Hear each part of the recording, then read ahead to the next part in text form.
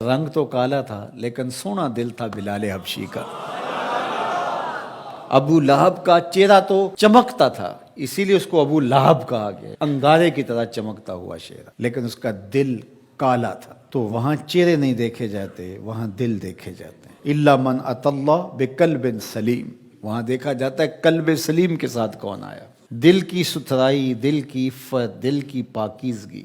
شیشے اتے کٹا جمیا کندا چاڑی جاندے، شیشے اتے کٹا جمیا کندا چاڑی جاندے، جلداں نوں اے سانپ کے رکھن ورکے پھاڑی جاندے، جلداں نوں اے سانپ کے رکھ دے ورکے پھاڑی جاندے۔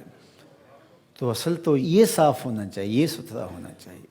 میرے اور آپ کے آقا و مولا حضور ختم المرتبت صلی اللہ علیہ وآلہ وسلم، ہمارے ماں باپ ان پہ قربان، کثرت کے ساتھ ایک دعا مانگتے تھے، یا مقلب القلوب ثبت قلبی علی دینک، اے دلوں کو پھیرنے والے میرے دل کو اپنے دین پہ ثابت رکھنا۔ ام المومنین رضی اللہ تعالیٰ عنہ فرماتی ہیں کہ میں نے حضور علیہ السلام سے پوچھا کہ حضور اسلام لانے کے بعد بھی اس کی ضرورت ہے کہ یہ اللہ کی بارگاہ میں عرض کریں؟ تو آقا کریم نے ارشاد فرمایا کہ دل رحمان کی دو انگلیوں کے درمیان ہے، وہ جس طرف چاہے پلٹ دے، بے نیاز ہے۔ تو اس لیے ہر وقت اس سے مانگنا چاہیے، اللہ میرا دل سلامت رہے، دین پر قائم رہے۔ ورنہ ہم دیکھتے ہیں کتنے لوگ ہیں بظاہر اچھے ہوتے ہیں لیکن انجام بخیر نہیں ہوتا۔ انما الاعمال بالخواتیم، اعمال کا دار و مدار حسن خاتمہ پہ ہے۔ خاتمہ کیسا ہوتا ہے؟ حضرت سہل بن سعد الساعدی رضی اللہ تعالیٰ عنہ فرماتے ہیں کہ ایک غزوہ میں ایک مالدار شخص بڑی بے جگری سے لڑ رہا تھا، اس جرت سے لڑ رہا تھا کہ ہمارے دل میں آیا کہ کیا بات ہے۔ آقا کریم علیہ السلام نے دیکھا تو فرمایا جس نے اہل جہنم میں سے کسی کو دیکھنا ہو تو اسے دیکھ لے۔ بڑی حیرت ہوئی، ایک صحابی کہتے ہیں میں اس کے پیچھے ہو گیا کہ حضور علیہ السلام نے جو فرمایا ہے کوئی وجہ ہوگی تو میں دیکھوں ماجرا کیا ہے۔ تو کہتے ہیں جب وہ لڑتے لڑتے زخمی ہو گیا تو اس نے اپنی ہی تلوار کو اپنے سینے میں یوں رکھ کر کے اپنا وزن اس اوپر ڈال دیا اور دو کندھوں کے درمیان سے تلوار ادھر نکل گئی اور یوں خودکشی کر لی۔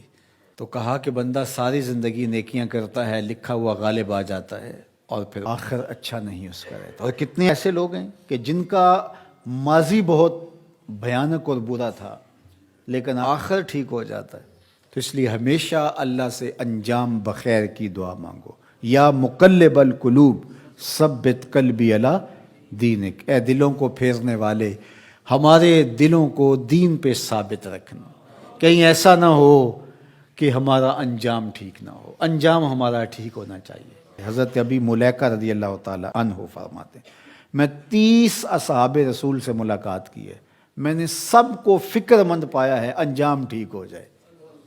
جنہوں نے اپنی آنکھوں سے حضور کو دیکھا وہ بھی ڈر رہے ہیں ہمارا انجام ٹھیک ہو جائے۔ رنگا رنگ سہیلیاں پرن کڑے، پر پریا اس دا جانیے جس دا توڑ چڑھے۔ ہمیں ایک اور دعا ترغیب دی گئی قرآن مجید میں اہل ایمان کو، اور وہ کیا؟ ربنا لا تزغ قلوبنا بعد اذ ہدیتنا وہب لنا من لدنک رحمہ انک انت الوہاب۔ اے اللہ ہمارے دلوں کو سیدھا کر دینے کے بعد دوبارہ ٹیڑھا نہ کرنا۔ یہ دل سیدھے ہیں تو سیدھے ہی رہیں، یہ کبھی دوبارہ ٹیڑھے نہ ہوں۔ یہ نرم ہیں تو نرم ہی رہیں، کہیں پتھر نہ ہو جائیں۔ ایمان کے نور سے جگمگا رہے ہیں اللہ، یہ جگمگاتے ہی رہیں، کہیں دوبارہ ان میں ظلمتیں نہ آ جائیں۔ لا تزغ قلوبنا بعد اذ ہدیتنا، ہمارے دلوں کو سیدھا کر دینے کے بعد دوبارہ ٹیڑھا نہ کر دینا۔ وہب لنا من لدنک رحمہ، اور ہمیں اپنی جناب سے رحمتیں عطا کر دے۔ انک انت الوہاب، تو وہاب ہے، اپنے کرم سے اپنے فضل سے ہمیں مالا مال فرما دے۔ تو میری دعا ہے اپنے لیے سب سے پہلے اور آپ سب کے لیے اور اپنے جملہ دوستوں کے لیے، پیر بھائیوں کے لیے، سب ملنے والوں کے لیے کہ اے اللہ ہم سب کو ہمیشہ ثابت قدم دین پہ رکھنا، آخری ہچکی تیرے نام پہ آئے، تیرے محبوب کی غلامی میں آئے، ہم سب کا خاتمہ ایمان پہ۔ ایک ایک کر کے دوست ہم سے جدا ہو رہے ہیں، ہم بھی اس دنیا پہ مستقل رہنے والے نہیں ہیں، کوچ کر جانے والے ہیں۔